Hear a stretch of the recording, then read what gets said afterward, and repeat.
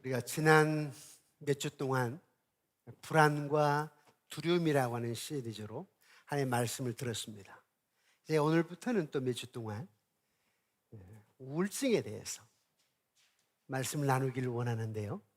오늘은 시편 42편을 본문으로 해서 낙심과 우울의 파도를 넘어, 낙심과 우울의 파도를 넘어라고 하는 제목으로 하나님의 말씀을 선포하겠습니다. 선포된 말씀을 듣고 순종하는 여러분과 여러분 자녀 손손들에게 성령님의 기름 부으심과 성부 성자 하나님의 은혜와 복이 차고 넘치기를 주님의 이름으로 축원합니다. 지난 1월 달이었습니다. 마크 맨슨이라고 하는 미국의 유명한 작가, 글 작가이기도 하지만 또 유튜브 작가이기도 합니다. 그 사람이 한국을 방문했는데 왜 한국을 방문했느냐면, 왜 한국이 세계에서 가장 자살률이 높는가? 그것도 무려 20년 동안이나 어떻게 세계 1위를 하는가, 자살률로. 뿐만 아니라 왜 한국은 자유민주주의임에도 불구하고 세계에서 가장 우울한 나라인가? 뿐만 아니라 살기에 가장 고통스럽고 힘겨운 나라로 알려져 있는가? 그것이 알고 싶다 해서 한국을 방문했습니다. 사랑하는 성도 여러분, 여러분들이 잘 아시다시피 한국은 전 세계 역사에서 유례를 찾아보기 힘들 정도로 너무 짧은 시간에 엄청난 성공을 이루어낸 기적적의 국가입니다. 기적의 국가입니다. 433년 전인 1592년 임진왜란으로 7년간 전쟁을 했고, 115년 전인 1910년부터 45년까지 일제 36년 일제 강점기를 겪었습니다.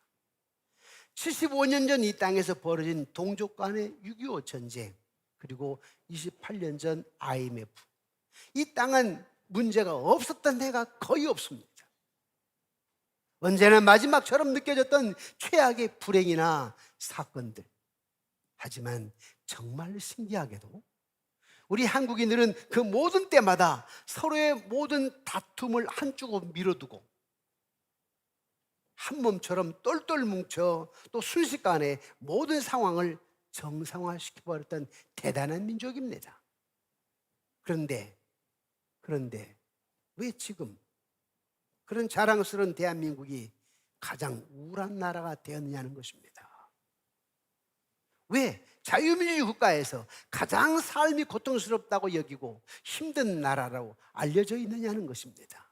어떻게 보면 여러분도 좀 이해가 안 가고, 어떻게 보면 세계 많은 나라들도 좀 이해가지 못할 일인데 왜 그런 현상이 나타났을까? 그 사실을 확인해보고 분석하기 위해서 미국의 작가 마크 맨슨이 한국을 찾아와 한국의 유명한 여러 곳곳을 방문해 보았습니다. PC방도 가보았고요, 스타크래프트도 해보았습니다. 광장시장에 가서 떡볶이도 먹어보았습니다. 고양이 카페도 애견샵도 가보았습니다. 한국에서 10년 넘게 살아온 외국 사람들을 만나서 인터뷰를 해보았고, 한국의 저명한 심리학자, 정신의학자를 만나보았습니다. 그러는 가운데 한국이 왜 스타크래프트 게임이 그토록 인기가 높은지, 왜 K-팝, K-스포츠, K-컬처, K-방산, K-뷰티, K-드라마 그렇게 인기 높게 되었는가? 그 원동력이 무엇인가? 그걸 쭉 살펴보니까 그것은 오직 경쟁심이라는 겁니다. 그럴 것이 우리 민족은 끊임없이 전쟁을 해왔기 때문에 살아나야 되겠다고 하는 부단한 생각 속에서 경쟁심이 생기게 된 겁니다. 개인 간에도, 우리 민족 안에 어떤 나라, 어떤 백성들보다도 경쟁심이 심화되어 있다고 하는 것입니다. 그것이 우리 민족의 특징이 되어버렸습니다. 세상에서는 똑똑한 사람이 있는가 하면 또 조금 느린 사람도 있는데, 좀 일찍 성공한 사람이 있는가 하면 좀 늦게 성공한 사람도 있는데, 공부도 머리가 좀 일찍 트인 사람이 있는가 하면 좀 늦게 트인 사람도 있는데, 왜 그렇게 현재에서 지금 똑똑한 게 아니면 멍청한 게 되고, 성공한 게 아니면 실패하게 되어버리고, 왜 이분적인 사고를 가지고 있는가, 이 대한민국이. 한국인들의 성공의 기준은 현재입니다.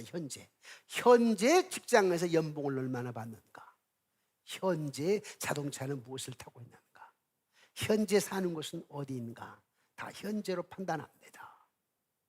그러다 보니까 어떤 현상이 나타나느냐, 우울증, 알코올 중독, 그래 나아가서 자살한다는 거예요.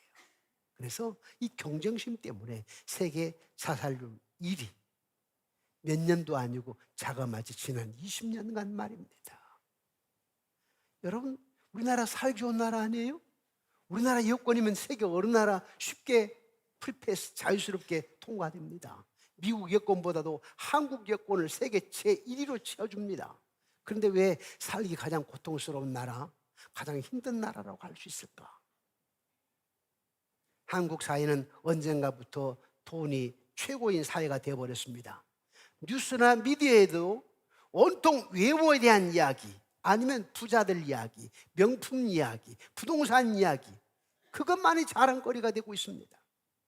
공동체 안에 따뜻한 사랑과 보살핌은 사라진 채, 중요합니다. 공동체 안에 가정의 따뜻함과 사랑이 사라진 채, 교회도 따뜻함과 사랑이 사라진 채, 회사도 옛날 같은 따뜻함과 사랑이 사라진 채, 서로 간에 잘잘못을 평가하고 지적질만 하는 고통스러운 사회가 되어버렸습니다.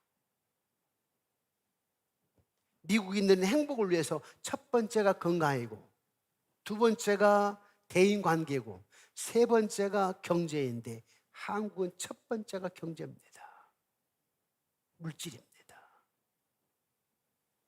하지만 마크 맨스는 자랑스럽게 한국인들은 70년 전 이 땅에서 벌어졌던 6.25 전쟁과 28년 전 찾아왔던 IMF를 서로 똘똘 뭉쳐서 순식간에 모든 상황을 정상화시켜버리는 파워맨들이 모이는 한국 사람들이기 때문에 반드시 이 대한민국이 극복하리라, 회복되리라 라고 믿는다는 것입니다.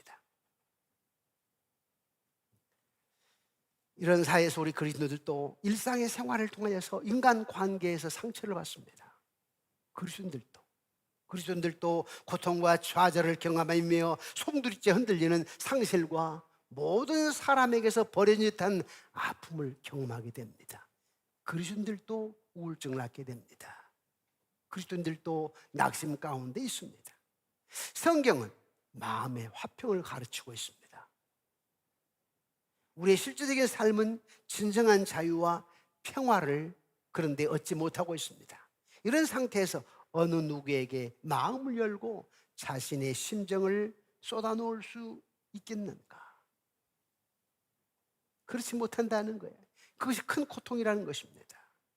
이와 같은 갈등은 그리스도인들로 하여금 우울증이라고 하는 고통의 깊은 바다에 빠뜨리는 경우가 있습니다. 이것은 사회, 가정 혹은 다양한 인간관계에서 생긴 분노와 버림받은 감정, 또한 자신의 내면적 아픔과 좌절 등으로 인하여 더 큰 어려움을 주기도 한다는 것입니다. 우울증을 겪는 많은 그리스도인들은 자신이 당하는 고통을 내어놓고 상담할 수 있는 마땅한 곳이 없습니다. 기독교인들조차도. 왜요? 가까운 성도들도, 물론 우리 목회자들까지도 낙심, 우울증에 빠져 있는 사람을 신앙이 약해졌다라고 치부해 버립니다. 믿음이 없다, 아니면 신앙이 약해졌다라고 치부해 버립니다. 또 사탄이 시험 들었다라고 치부해 버립니다. 또한 이런 일은 누구나 다 있어 쉽게 치부해 버립니다.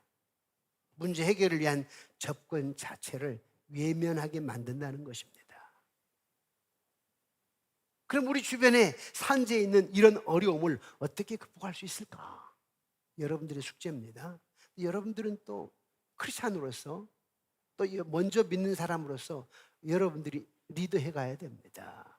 여러분들이 샘플이 돼야 되고, 여러분들이 밝은 세상, 신앙은 어차피 행복과 평안과 자유와 만족을 주는 것이기 때문에 그런 세상을 여러분들이 거룩한 영향력을 미쳐서 여러분 앞서 행하여서 본을 끼쳐야 됩니다. 그렇다면 어떻게 이 우울의 파도를 넘을 수 있을까? 우리가 어떻게 낙심의 파도를 넘어갈 수 있을까? 우리들은 하나의 형상으로 지음받았습니다. 그에게 존귀하고 무한한 가능성을 가지고 있습니다. 이것을 확신시키고 바로 활용할 수 있는 삶의 지혜와 마음의 용단이 필요한데, 신앙인으로서 우울증이라고 하는 정서적인 문제에 대하여 바로 이해하고 이것을 우리들 누구나가 겪을 수 있다는 사실을 감안하여서 바른 자유와 또 평안의 방안을 찾아야 될 줄로 믿습니다. 하나님은요, 치유하신 하나님이에요. 치유하신 하나님으로 두 가지, 육체적인 치유, 또 하나는 마음의 치유입니다. 마음의 치유. 하나님의 손길을 의지하는 것이 오늘의 우리가 우울증의 파도를 건너는 최선의 방법인데, 그러기 위해서는 말씀의 첫 빛 앞에 자신을 비춰봐야 됩니다. 우울증 상태의 특징은 조울증 특징과 정반대인데, 우울증을 앓고 있는 사람들은 행복한 기분 대신에 비참하고 병들었다고 생각합니다.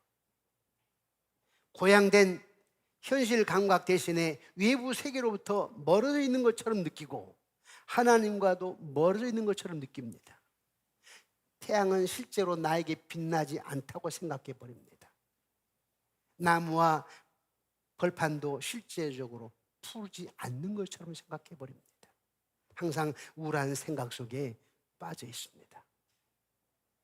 친구들, 그리고 세상으로부터 단절된 느낌을 갖습니다. 또한 죄책감에 사로잡혀 있습니다. 과거의 죄와 실패에 대하여 영원히 걱정을 합니다. 과거로 끝내야 되는데 계속 10년이고 20년이고 계속해서 끌고 다닙니다. 내가 저질렀다고 생각하는 큰 실수에 대해서 단 한순간도 잊어버리지 않고 있습니다. 아무리 내가 용서를 빈다고 해도, 빌고 아무리 용서가 주지 않는다고 합니다. 내가 아무리 빌어도 용서가 주지 않는다고 생각을 합니다. 아니, 여러분 한번 생각해 보세요. 어쩌면 교인들조차도 사랑을 얘기하는데 용서 못해요. 계속해서 마음에 담고 있어. 그리고 사랑을 말합니다. 결국은 그러다 보니까 지옥 같은 사람들의 미움, 공포감에 사로잡히게 되고요, 원망에 사로잡히게 됩니다. 우울증의 몇 가지 특징이 있는데, 첫째는 다른 사람들로부터 떨어져 있다라고 하는 느낌을 갖습니다. 끔찍한 고립감과 더불어서 그들과의 감정적인 접촉이 모두 사라져 버립니다.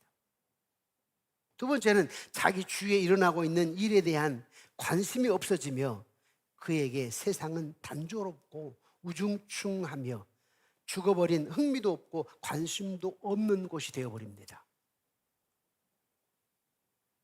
세 번째, 자신에 대한 느낌이 제한되고 감소되며 특히 정신적인 힘듦에 관해서 스스로 약하다고 생각하고 작다고 생각하고 무기력하다고 생각하고 무능력하다고 생각합니다.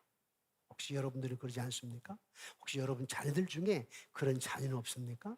여러분 주변의 지인들 중에 그런 사람 없습니까? 네 번째로는 그가 하게 되는 사고는 음울하고 늘 우울합니다. 늘 침울해 있습니다. 자, 그러면 어떻게 낙심과 우울의 파도를 넘을 수 있을 것인가? 사실 내가 믿는다고 하면서, 크리스찬이라고 하면서, 어떤 직분을 가지고 있다고 하면서 상대방에게 우울감을 준다면, 침체감을 준다면, 의기소침, 또 어떤 낙심의 모습을 보인다면 여러분들은 책임을 져야 됩니다. 내가 하나님의 사람으로서 걸어다니는 쪽보고, 우리가 물론 완전할 수는 없습니다.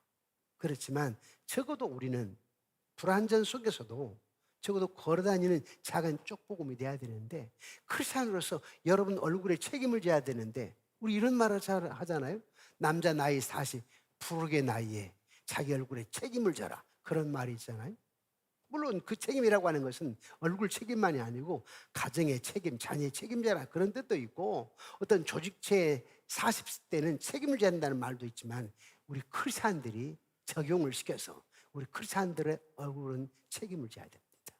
다른 사람들에게 기쁨도 주고 행복도 주고 자유도 주고 힘을 북돋을 수 있는 그런 얼굴이어야 됩니다. 그리고 믿는다고 하면서, 믿음을 얘기하면서, 사랑을 얘기하면서, 하나님을 말하면서 여러분들이 누군가에게 소망을 주지 못한다면, 기쁨을 주지 못한다면, 자유함을 주지 못한다면, 그것은 여러분의 믿음에 대한 문제가 있다고 하는 사실입니다.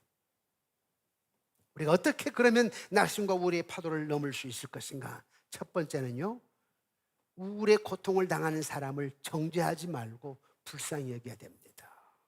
지금 우리 사회가 그러고 있거든요. 그러다 보니까 우리 아이들이 쉽게 자살합니다. 오늘 3절 4절에 우울을 겪고 있는 시편 기자가 이렇게 얘기합니다. 우리 함께 읽어보실까요? 3절 4절입니다. 시작. 사람들이 종일 내게 하는 말이 너희 하나님이 어디 있느냐 하오니 내 눈물이 주야로 내 음식이 되었도다.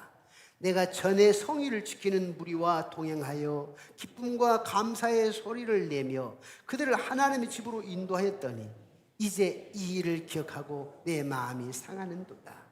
시편 기자가 자기의 우울의 고통을 호소하고 있습니다. 사람들이 그런다는 거예요. 너 하나님이 어디 있느냐고. 그러면서 이 시편 기자가 내가 전에 성일에 무리들과 함께 동행하면서 성전에서 기쁨과 감사의 소리를 질렀는데, 그런데 지금은 어떠느냐? 내 마음이 상하도다 이 말입니다. 눈물이 주야로 음식이 되었도다. 무슨 말이에요? 내가 지금 우울증에 빠져 있다는 겁니다. 이 시편 기자가. 시편 기자가 믿음이 없어요? 믿음이 있습니다. 믿음이 있음에도 불구하고 순간 지금 우울증에 빠졌다라고 하는 것입니다. 그러면 시편이 이렇게 절절히 우울한 마음을 표현한 이유가 무엇일까? 우울의 고통을 당하는 사람들을 정죄하기 때문이라는 거예요. 우울한 것을 믿음이 부족한 것으로 판단해버리기 때문이라는 거예요. 그러나 시편 기자는 믿음 있는 사람이에요. 본문은 믿음 있는 사람들조차도 극심한 우울증을 경험할 수 있다고 하는 것을 우리에게 가르쳐주고 있습니다. 여러분 가운데도, 우리 가운데도 정말 기쁨으로 행동하다가 살다가 어느 순간에 침체될 수 있습니다. 우울할 수 있습니다. 다 그렇다는 거예요. 그래서 우리는 우울한 사람을 함부로 정죄하지 말고 불쌍히 여겨야 된다라고 하는 사실입니다. 두 번째로 낙심과 우울의 파도를 어떻게 넘을 수 있을 것인가? 두 번째는 하나님을 찾고 전적으로 의지해야 된다. 어떻게 해야 된다고요? 하나님을 찾고 전적으로 의지해야 된다.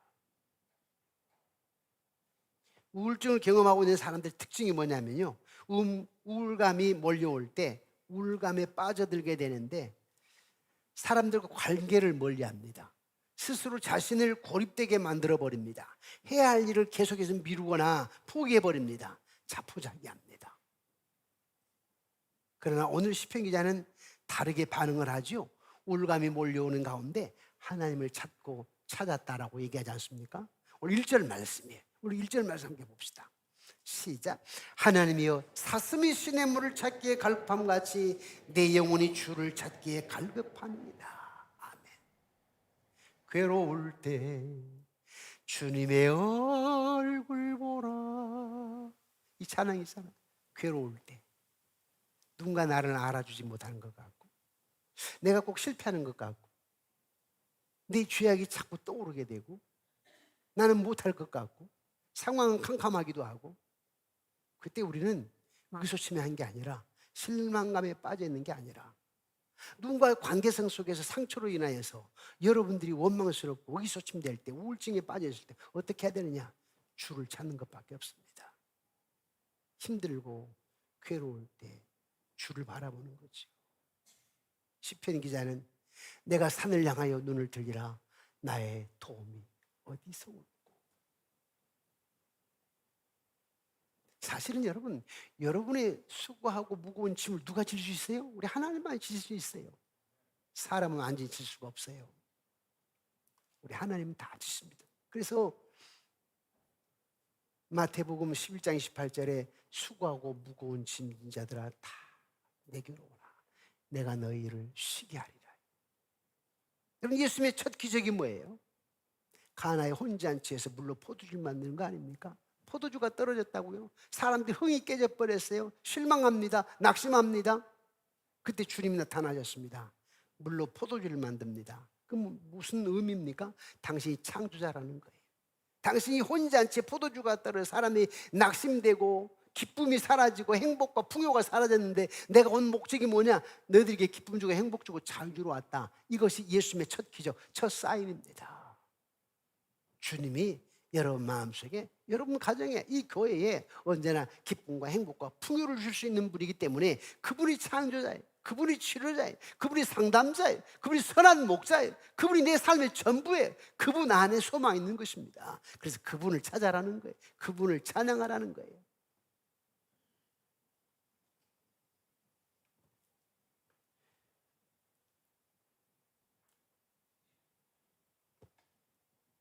낙심과 우리의 파도를 어떻게 넘을 것인가? 마지막 세 번째는요, 자신에게 하나님을 찾으라고 말해야 됩니다. 스스로 또 말해야 돼.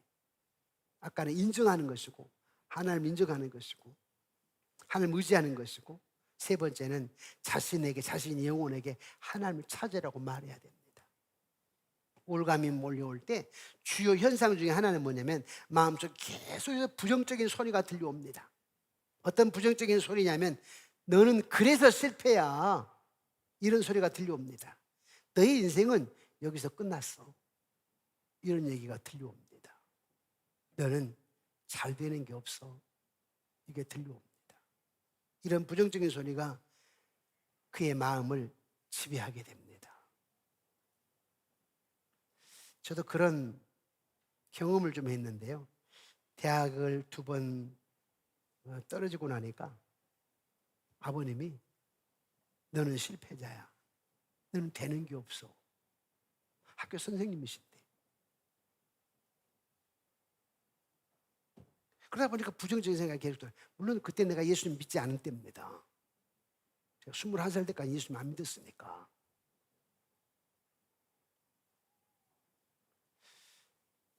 시편 기자에게도 사람들이 종일 하는 말이 내 하나님이 어디 있느냐. 제가 대학교 2학년 때 군대 제대하고 와서 25살 때 이제 1학년이요. 재수하고도 안 되니까 지방으로 내려가서 지방대를 다니는데, 군대 가서 옛날에는 35개월 했잖아요. 34개월, 35개월. 그러다 보니까 거의 3년을 군 생활로 보내고,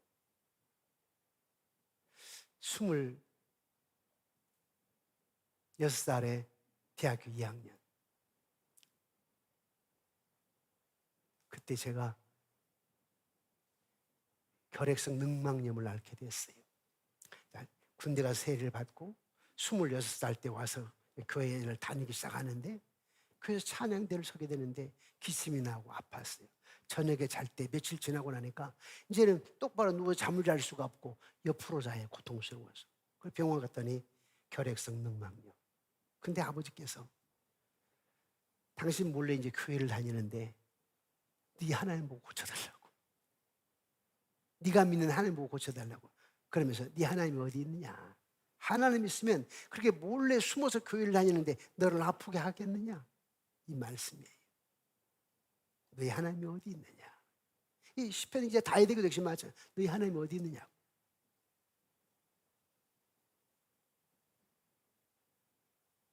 그러나 시편 기자가 어떻게 하나님을 찾습니까? 5절 말씀 볼까요? 5절 말씀 우리 함께 읽겠습니다. 시작. 내 영혼아, 내가 어찌하여 낙심하며 어찌하여 내 속에서 불안해하는가. 너는 하나님께 소망을 두라. 그가 나타나 도심으로 말미암아 내가 여전히 찬송하리로다. 아멘. 사랑하는 성도 여러분, 낙심과 우울감이 찾아올 때 어떻게 해야 되나요? 마음속에서 흘러나오는 절망의 목소리에 귀를 기울이는 것이 아니라 오히려 내 영혼에 하나님을 찾고 하나님께 소망을 둬야 한다. 그래서 아까 우리 찬양, 내 마음이 낙심되며 근심에 눌릴 때 그때는 어떻게 해야 되냐? 주님을 찾는 거지. 여러분, 이스라엘 역사의 가장 위대한 왕이 누군지 아십니까? 다윗 왕이지요. 다윗은 하나님의 마음에 합한 자라고 그랬어요. 통일왕국 시대 40년씩, 사울이 40년, 다윗이 40년, 솔로몬이 40년, 40년씩 120년을 통일왕국 시대라고 하는데, 사울왕은 없을 문자 마음 심자, 마음에 하나님이 없었어. 그래서 다윗은 전심, 마음에 전심으로 요 하나님이 있었어요. 마음에 합한 자였다니까요.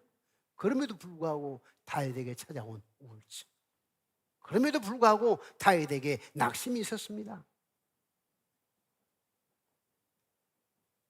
그의 삶은 고난과 감정적으로 어려움으로 가득 차 있었습니다. 다윗은 깊은 우울과 절망을 경험했습니다. 그의 시편에는 이러한 감정이 솔직하게 표현되어 있는데, 시편 56편 8절에 이렇게 얘기합니다. 우리 함께 읽어보실까요? 시작. 나의 유리함을 주께서 계수하셨사오니 나의 눈물을 주의 병에 담으소서. 이것이 주의 책에 기록되지 아니하였나이까. 이때가 언제냐면요, 사울 왕으로부터 쫓겨다니며 생명의 위협을 느낄 때입니다. 여러분, 우울증이 왜 와요? 낙심이 왜 와요? 우리 사회가 어떤 사회라고 그랬어요? 한국의 대표적인 특징이 뭐예요? 경쟁심. 그 경쟁심, 경쟁이 굉장히 높다 보니까 다른 나라보다도, 다른 나라 백성들보다도 더 경쟁률이 치열해요. 경쟁심이 심화되어 있어요. 그러다 보니까 세계 자살률 1위가 되는 거지. 우울증, 가장 우울한 나라가 되는 거죠. 그런데 다윗이 우울증에 시달렸어. 나의 눈물을 주의 병에 담으소서. 사울왕이 다윗을 죽이려고 했거든요. 백성들이 그러는 거예요. 사울은 천천히요, 다윗은 만만이라고. 그러니 사울이 경쟁심에서 다윗을 죽이려고 한 거 아닙니까? 경쟁심에서. 그러다 보니까 상대적으로 다윗에게 무엇이 왔어요?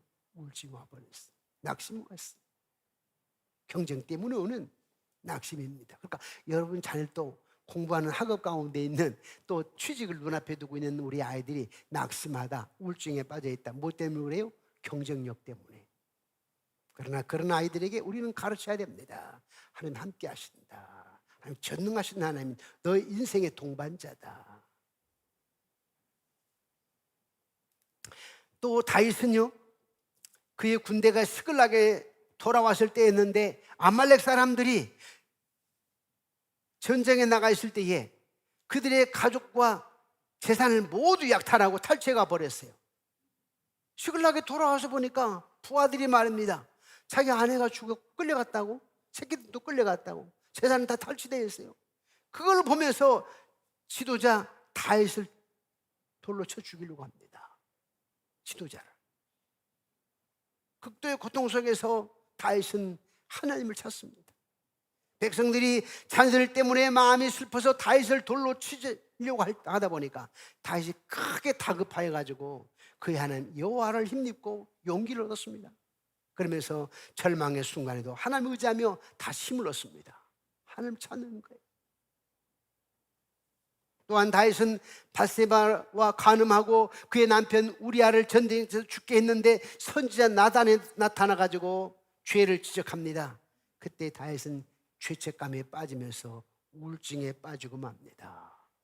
낙심하고 다시 우울의 파도 앞에 서게 됩니다. 그래서 시편 51편 3, 4절에 이 회개, 시편 51편은 다윗의 회개시입니다. 우리 시편 51편 3, 4절을 함께 읽어보실까요? 시작. 무릇 나는 내 죄가를 아오니 내 죄가 항상 내 앞에 있나이다. 내가 주께만 범죄하여 주의 목전에 악을 행하였사오니 주께서 말씀하실 때에 의로우시다 하고 주께서 심판하실 때에 순전하시다 하리이다. 아멘. 다윗은 자신의 죄를 인정하고 하나님 앞에 회개하며 용서를 구했습니다. 여러분, 아들 압살롬이 아버지를 반역합니다. 아니, 어떻게 아버지를 죽이려고 하죠? 아버지의 왕위를 빼앗으려고 합니다. 그래서 다시 다윗이 도망을 칩니다. 사울 왕 앞에서 도망을 쳤는데, 아니 이게 말이 됩니까? 또 아들 앞에서 도망을 치다니. 왕권을 뺏으려고 하는 아들 때문에, 압살롬 그 아들놈 때문에 말입니다. 그래도 아버지의 사랑을 어떻게 이길 수 있겠습니까? 그럼에도 불구하고 아버지 다윗은 압살롬을 사랑합니다. 결국 압살롬이 전쟁에 죽었을 때였는데요, 다윗은 깊은 슬픔에 빠졌습니다. 그래서 사무엘하 18장 3, 3절에 이렇게 얘기하죠. 한번 볼까요? 하나님을 의지하는 사람은 다릅니다. 함께 읽어보겠습니다. 시작. 왕의 마음이 심히 아파 문 위층으로 올라가서 우니라. 그가 올라갈 때에 말하기를, 내 아들 압살롬아, 내 아들 압살롬아, 차라리 내가 너를 대신하여 죽었다면 압살롬 내 아들아 하였더라. 그는 아들을 잃은 슬픔을 감당하기 어려워했습니다. 감정적으로 무너지는 모습을 보였습니다. 그런 다윗이 우울을 극복할 수 있는 방법이 뭔가? 오직 하나님께 정직히 나아가는 것밖에 없었습니다.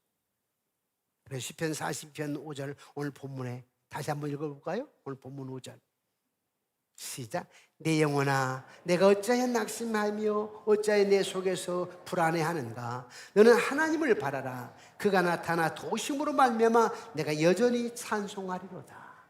자, 사춘기를 맞는 여러분 자녀들 어떻게 해야 될까요? 그들은 방문을 걸어 잠그고 낙심천만해 있습니다. 우울증에 빠져 있습니다.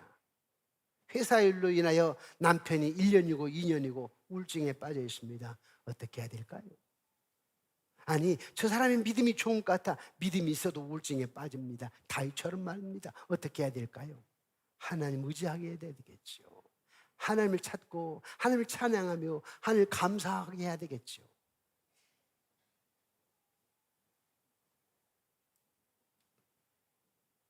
우리에게 주는 교훈이 무엇인가? 우울한 감정을 숨기지 말고 하나님께 솔직히 말해야 된다. 하나님을 의지하고 하나님을 찬송하며 하나님께 감사해야 된다.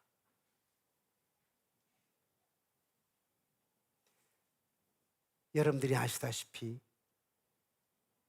결혼을 하고 30살 때 총신대학원에 들어갔는데, 사실 아버지의 반대를 무릅쓰고 집에 도망쳐 나와가지고 신학대학 간 거 아닙니까?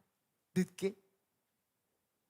그런데 아까 대학 2학년 때 26살 때 제가 결핵성 늑막염을 알았다고 그랬죠.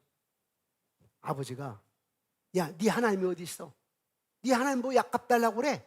그런 바람에 제가 약을 먹지를 못했어. 그냥 기도하고 나았죠. 그러나 30살 때 대학원 1학년 때 척추결핵을 앓게 되었습니다. 늑막염도 결핵성 늑막염이요. 그런데 이제는 결핵성 척추.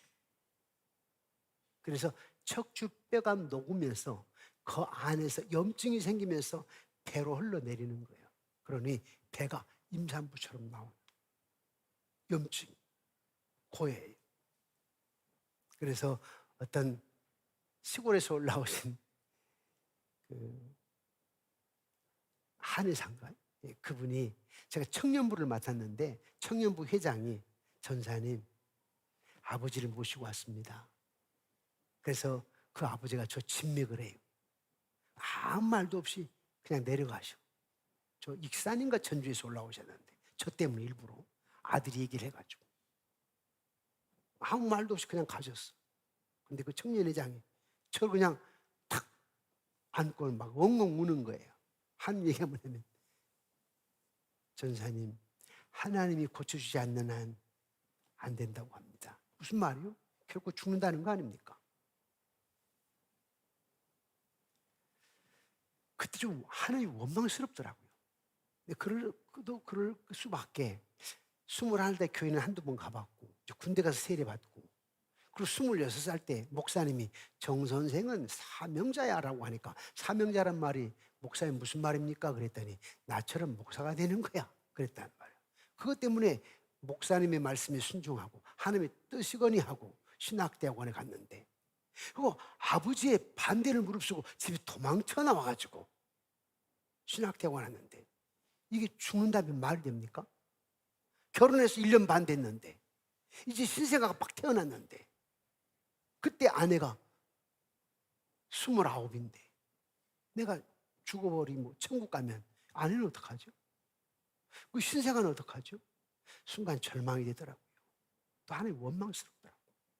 이러고 나면 이제 우리 아버지는 또 뭐라고 하겠는가? 이제 영 안 믿으시겠네, 아버지가.